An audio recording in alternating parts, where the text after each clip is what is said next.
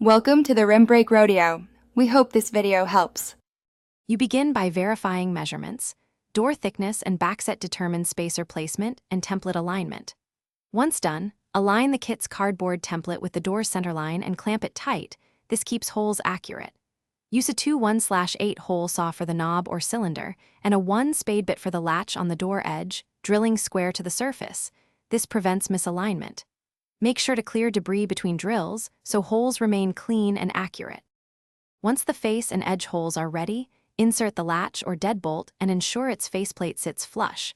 Countersink if necessary to avoid binding. Feed the cylinder or spindle through, align the interior and exterior trim, then start both long mounting screws by hand so threads engage before using a driver. Tighten incrementally, alternating sides, to keep components square. After assembly, cycle the lock several times to check engagement and smooth operation. This prevents the need for later. You finish by installing the strike plate with 2 long screws that anchor into the door frame. Chisel a shallow mortise so the plate sits flush, because misalignment causes binding. Once mounted, test the latch. If it catches but binds, shim the plate or file one side slightly to center the bolt. Lubricate the bolt and cylinder lightly to ensure smooth travel. If the lock still sticks, loosen the trim screws, reseat components, and retest. This usually resolves misalignment or binding issues. Thanks for watching.